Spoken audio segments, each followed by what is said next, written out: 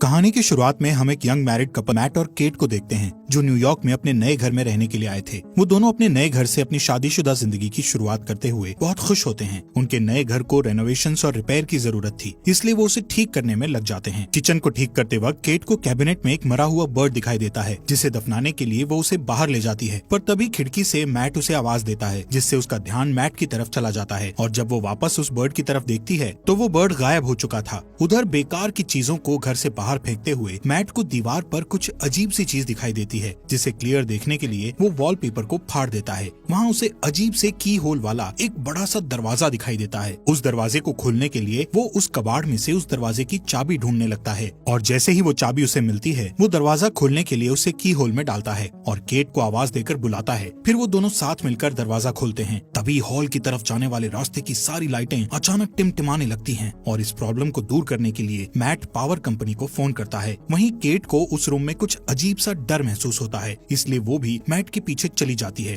अगले दिन उनकी लाइट की प्रॉब्लम को ठीक करने के लिए पावर कंपनी से एक ऑपरेटर आता है। उसे ये देखकर हैरानी होती है कि बेसमेंट के सारे वायर्स कुछ अजीब तरीके से एक दूसरे से जुड़े हुए थे और देखने में बहुत पुराने जमाने के लग रहे थे। जब मैट उस ऑपरेटर को लाइट ठीक करने के लिए कहता है, तब ऑपरेटर उससे कहता है कि उसने आज तक इस तरह की चीजें पहले कभी नहीं देखी। वहाँ से जाने से पहले वो ऑपरेटर मैट को बताता है कि उस घर के पहले मालिक का मर्डर उसी घर में हुआ था। ये शॉकिंग न्यूज सुनकर मैट इस घर के बारे में रिसर्च करना शुरू कर देता है। एक पुराने न्यूज आर्टिकल को पढ़कर मैट को पता चलता है कि मरने वाले कपल का नाम पॉल और मैडलिन शेफर था, जबकि सस्पेक्ट की पहचान नहीं हो पाई थी और उसे जॉन नाम से पुकारा जाता था। मैट एक आर्टिस्ट था, इसलिए वो अपने स्केच पैड पर जॉन की तस्वीर बनाने की कोशिश करता है। थोड़ी देर बाद वो आराम करने के लिए मिस्टीरियस रूम में जाता है और वहाँ बैठकर एक बोतल शराब की पीकर खत्म कर देता है। लेकिन यहाँ पर उसे एक और बोतल शराब पीने की इच्छा होती है कि तभी लाइट्स टिमटिमाने लगती है और अचानक शराब की एक और बोतल उसके सामने हाजिर हो जाती है, जिसे देखकर मैट हैरान हो गया था। उस बोतल को अच्छी तरह देखने के बाद वो इस नतीजे पर पहुंचता है कि ये रूम किसी भी इच्छा को पूरी कर सकता है। दूसरी साइड लिविंग रूम की लाइट्स के टिमटिमाने की आवाज से केट की नींद टूट गई थी। वो मैट को अपने पास न देखकर उसे ढूंढने के लिए ऊपर की तरफ जाती है। वहाँ जाकर वो देखती है कि पूरा रूम नई चीजों से भरा हुआ है और उन सब के बीच मैट बहुत ही खुश दिखाई दे रहा था। वो कैट को वैन गॉग की कीमती पेंटिंग दिखाते हुए बताता है कि उस रूम में किसी भी विश को पूरा करने की ताकत है। केट इसे मैट का कोई मजाक समझकर हंसी में उड़ा देती है, पर अपने हस्बैंड की गंभीरता को देखकर वो इसे चेक करने के लिए $1000 की विश करती है।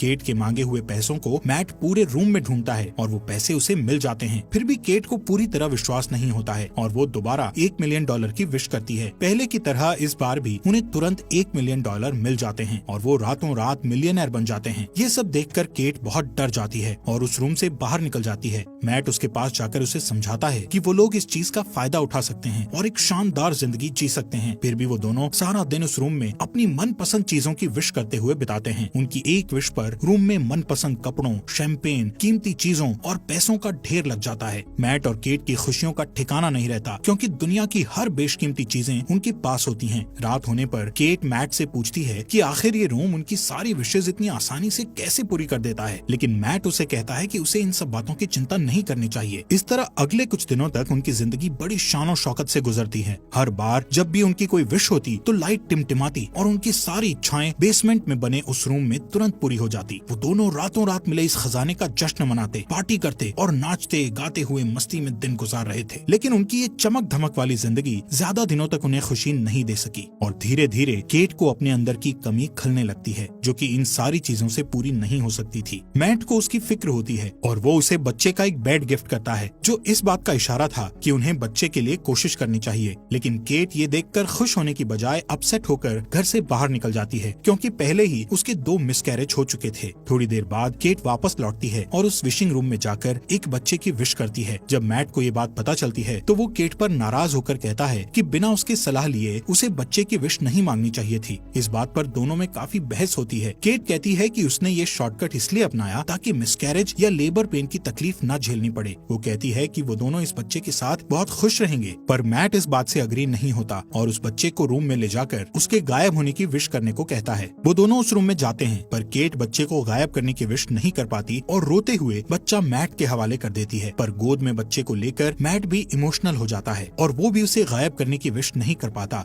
और बच्चे को वापस केट की गोद में डाल देता है। आखिरकार दोनों बच्चे को अपने पास रखने के लिए राजी हो जाते हैं और इस तरह दोनों रातों रात पेरेंट्स बन जाते हैं। सीन शिफ्ट होता है और हम देखते हैं कि मैट की नजर अपने अधूरे ड्राइंग पर पड़ती है जिसमें वो जॉन का चेहरा बना रहा था। उसे देखकर वो फिर से अपने रिसर्च में लग जाता है और उसे पता चलता है कि वो सस्पेक्ट मर्डरर अभी भी जिंदा है और किसी साइकेट्रिक हॉस्पिटल में मौजूद है। एक दूसरे न्यूज आर्टिकल के मुताबिक जॉन का कहना था कि उससे ये मर्डर उस रूम ने ही करवाया था। ये जानने के तुरंत बाद ही मैट जॉन से मिलने के लिए निकल पड़ता है ताकि उससे उस रूम के बारे में और ज्यादा जानकारी हासिल कर सके। हॉस्पिटल पहुंचने पर नर्स उसे वार्न करती है कि लास्ट 45 सालों में न्यूज रिपोर्टर्स के अलावा कोई भी जॉन से मिलने नहीं आया। ये सुनकर मैट खुद को भी एक रिपोर्टर के रूप में पेश करता है। आखिरकार बूढ़े हो चुके जॉन के साथ मैट की फेस टू फेस मुलाकात होती है और वो उससे उस घर और खासकर उस मिस्टीरियस रूम के बारे में पूछने लगता है। चेहरे पर एक शैतानी मुस्कुराहट के साथ जॉन उसे बताता है कि वो इस पल का बरसों से इंतजार कर रहा था जब मैट उससे शेफर को मारने की वजह पूछता है।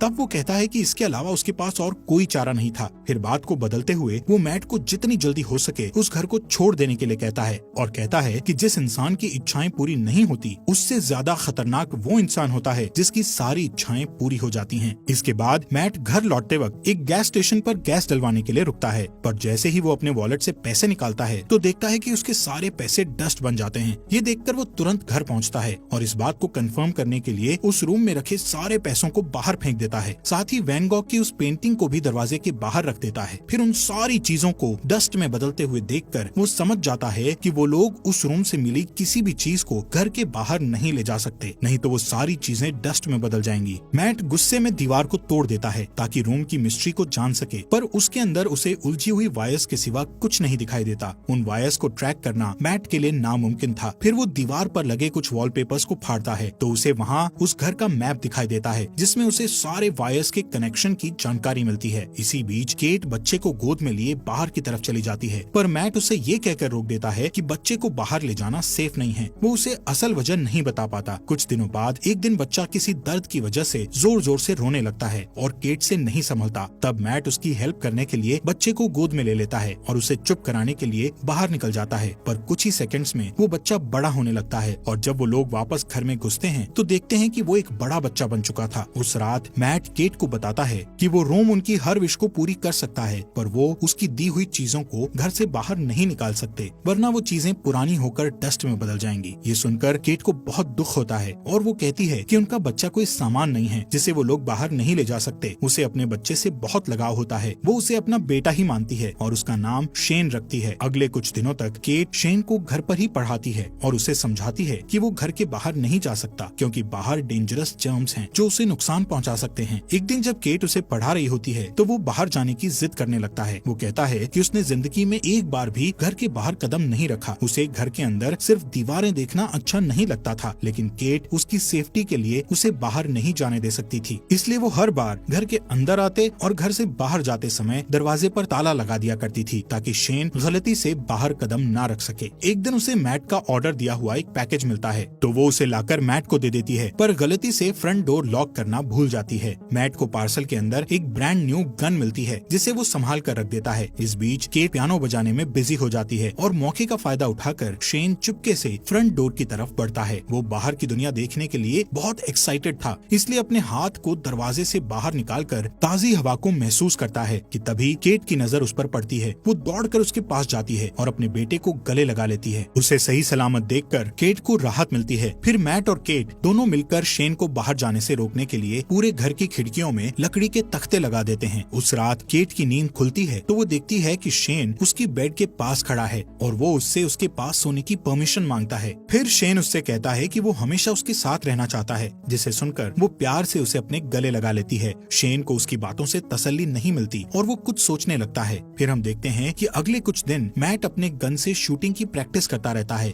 एक दिन जब वो प्रैक्टिस के बाद घर आता है तो देखता है कि शेन अपने आर्ट स्टूडियो के अंदर स्नो ग्लोब बनाकर खेल रहा है। वो शेन को सख्ती से गेम छोड़कर जाने के लिए कहता है। उसकी डांट सुनकर शेन के हाथ से स्नो ग्लोब गिरकर टूट जाता है। दरअसल मैट ने अभी तक शेन को अपना बेटा नहीं माना था, इसलिए वो उसके साथ बेरुखी से बात करता था। इधर ग्लोब टूटने की आवाज सुनकर केट तुरंत वहाँ पहुँचती है और अपने बेटे के साथ बाप जैसा बिहेव नहीं करने के लिए मैट से बहस करने लगती है। उस रात घर के अंदर चारों तरफ चक्कर लगाते हुए शेन को एक मैप मिलता है जिसे फॉलो करके वो बेसमेंट में पहुँच जाता जाता है जहाँ उलझी हुई वायर्स के बीच मेन पावर सोर्स था। उन सब से गुजरते हुए वो आखिर उस रूम तक पहुँच जाता है। रात भर पूरे घर में लाइट्स टिमटिमाती रहती है, पर मैट और केट नींद में होने के कारण कुछ नोटिस नहीं कर पाते। अगली सुबह जब मैट की नींद खुलती है तो उसे अपने बगल में एक नया स्नो ग्लोब पड़ा दिखाई देता है और इसके साथ ही टूटा हुआ ग्लोब कुछ दूरी पर रखा हुआ मिलता है। उसी वक्त लाइट्स को टिमटिमाते देखकर वो समझ जाता है कि क्या हो रहा है और तुरंत अपनी वाइफ को जगाता है। दोनों रूम की तरफ भागते हैं और वहाँ जाकर हैरान रह जाते हैं। शेन ने विश करके रूम के अंदर ही एक बड़ा सा आउटडोर एरिया क्रिएट कर लिया था। अब वहाँ रूम की बंद छत और दीवारों की जगह खुला आसमान और एक बहुत बड़ा फॉरेस्ट था जहाँ शेन स्नोमैन बनाने में बिजी था। केट अपने बेटे की बनाई हुई शानदार दुनिया को देखकर खुशी से इमोशनल हो जाती है और उसके साथ खेलने लगती है, जबकि मैट को बहुत गुस्सा आता है और वो उसे हाथ पकड़कर वापस घर के अंदर ले आता है। इस घटना से दोनों के बीच शेन को रूम में जाने और खेलने देने की बात पर बहस होने लगती है। मैट कहता है कि ये खतरनाक हो सकता है, पर केट को ऐसा नहीं लगता। उनकी बहस चलती रहती है कि तभी फोन की घंटी बजती है और परमिशन नहीं होने के बावजूद शेन फोन उठा लेता है, पर जल्दी ही मैट उससे फोन छीनकर खुद बात करने लगता है। दूसरी तरफ जॉन की आवाज सुनकर उसे हैरानी होती है। शेन से बात करके जॉन को पता चल चुका था कि उन लोगों ने एक बच्चे की विश की थी। उधर किचन में रखे एक दूसरे फोन से केट उन दोनों की सारी बातें चुपके से सुन लेती है। जॉन उससे कहता है कि शेन को बाहर की दुनिया में आजादी से घूमने देने के लिए उसे केट की जिंदगी की कुर्बानी देनी पड़ेगी, यानी जब केट मर जाएगी तो शेन पूरी तरह से आजाद हो जाएगा और एक नॉर्मल इंसान की तरह जी सकेगा। फिर उसकी उम्र भी नॉर्मल इंसान की तरह ही बढ़ेगी। वो मैट को ये राज भी बताता है कि वो भी रूम का ही दिया हुआ एक बच्चा था। तब उसकी माँ ने उसके बाप को मार डाला था और उसे बड़ा करके खुद को मारने के लिए कहा था ताकि उसका बेटा आजाद हो सके। फिर वो मैट से कहता है कि उसके पास दो ऑप्शंस हैं, या तो वो केट को मारकर शेन को बचा सकता है या फिर शेन को मारकर केट को बचा सकता है। ये सारी बातें सुनकर केट को बहुत दुख होता है और वो घर छोड़कर चली जाती है, जिससे मैट को उसकी फिक्र होने लगती है। केट खुद को मारने के लिए अपनी कार का एक्सीडेंट करना चाहती थी, पर वो ऐसा नहीं कर पाती। इधर घर पर शेन के साथ मैट का बिहेवियर पागलों जैसा हो जाता है और वो उसकी सारी चीजें फेंक देता है, यहाँ तक कि उसका स्टूडियो तक तहस नहस कर डालता है। फिर थोड़ी देर बाद वो शेन के लिए डिनर तैयार करता है, जो कि कुछ दूर रखे डाइनिंग टेबल पर बैठा होता है। शेन उससे ढेर सारे सवाल पूछने लगता है, जिससे चिढ़कर वो शेन को बता देता है कि वो उनका असली बेटा नहीं है और ना ही उसके कोई पेरेंट्स हैं। इतना ही नहीं, वो गुस्से में आकर शेन को फ्रंट डोर से बाहर निकाल देता है, पर शेन डरकर वापस ऊपर चला जाता है। कुछ ही देर में मैट को अपनी गलती का एहसास होता है और वो शेन के रूम में जाकर उससे माफी मांगने लगता है। फिर शेन उसे स्टोरी पढ़कर सुनाने को कहता है और सारी रात वो दोनों साथ में सोते हैं। जब केट वापस घर लौटती है तो उन दोनों को एक साथ सोते देखकर उसे बहुत अच्छा लगता है। उस रात मैट और केट दोनों इंटीमेसी में बिजी होते हैं कि शेन छुप कर उन्हें देख लेता है। फिर वो उनके सोने का इंतजार करता है और जैसे ही वो सोते हैं, शेन चुपके से फ्रंट डोर की चाबी चुरा लेता है। अगले दिन सुबह मैट और केट फ्रंट डोर को खुला देखकर समझ जाते हैं कि शेन बाहर गया होगा। तभी घर के एक अलग हिस्से में शेन को देखकर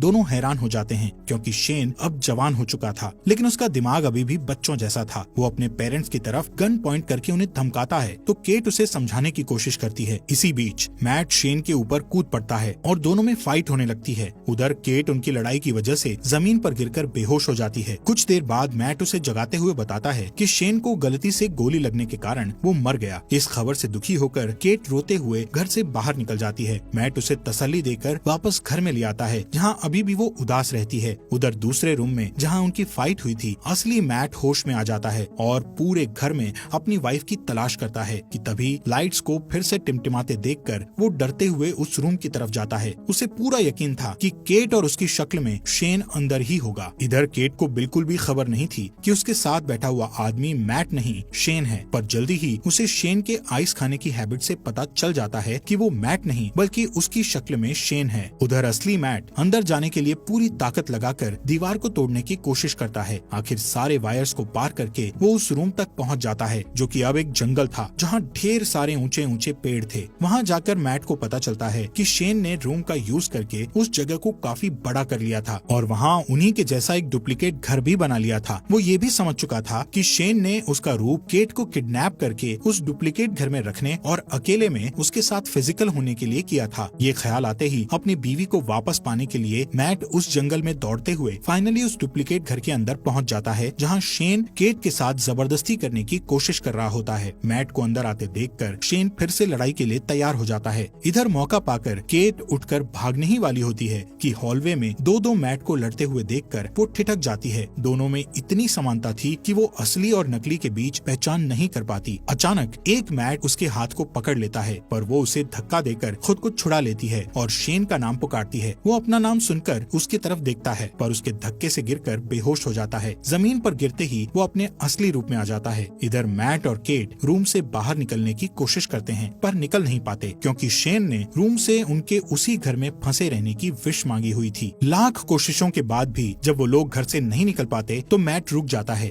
और वहाँ से निकलने के लिए कोई उपाय सोचने लगता है कि अचानक फिर से वहाँ शेन आ जाता है और मैट को चाकू घोंपकर मार डालता है। फिर वो केट को समझाने की कोशिश करता है, पर तभी उसे एहसास होता है कि वो दरअसल उनके क्लोन थे, जबकि असली मैट और केट दौड़कर रूम के बाहर जंगल की तरफ भागते हैं और उन्हें पकड़ने के लिए शेन भी उनके पीछे भागता है। मैट और केट के चकमा देने की वजह से वो और भी ज्यादा गुस्से में होता है। असली घर में पहुंचते ही शेन मैट पर अटैक कर देता है, पर मैट उसे अपने साथ खींचकर घर के बाहर ले आता है। अपनी जान को खतरे में देखकर शेन वापस दरवाजे की तरफ भागता है, पर उसके अंदर घुसने से पहले ही केट दरवाजा बंद कर लेती है। शेन मम्मी कहकर उसको पुकारता है और केट घर के अंदर से उसे बूढ़ा होते हुए देखती रहती है। धीरे धीरे उसकी बॉडी गलने लगती है और अंत में वो डस्ट में बदल जाता है। उसकी गलतियों के बावजूद केट उसकी मिट्टी को हाथ में लेकर बहुत रोती है, क्योंकि उसने उसे अपना बेटा मानकर काफी समय उसके साथ बिताया था। फिर मैट उसके पास आता है और दोनों एक दूसरे को गले लगाकर अपना दर्द कम करने की कोशिश करते हैं। फिर सीन शिफ्ट होता है और हम देखते हैं कि 1 महीने बाद वो एक छोटे से घर में सेटल हो जाते हैं और सुकून से रहने लगते हैं। पर थोड़े ही दिनों बाद केट डरते हुए अपना प्रेगनेंसी टेस्ट करती है और रिपोर्ट पॉजिटिव आती है। वो बहुत उलझन में दिखाई देती है, क्योंकि उसे पता नहीं होता कि वो बच्चा मैट या शेन में से किसका है। हालात पहले से बेहतर होने के बावजूद उसे लगता है कि वो अभी भी उस रूम में है, क्योंकि लाइट्स फिर से टिमटिमाने लगी थी। इस स्टोरी में हमें दिखाया जाता है कि मैट और केट रूम की दी हुई दौलत के नशे में पूरी तरह से अंधे हो जाते हैं। विशेष पूरी करने की जादुई शक्ति के मिलने से वो अपनी ख्वाहिशों के मामले में कुछ ज्यादा ही लापरवाह हो जाते हैं। यहाँ तक कि कई मिसकैरेज होने के बाद भी वो रूम से रेडीमेड बच्चे तक की ख्वाहिश कर बैठते हैं।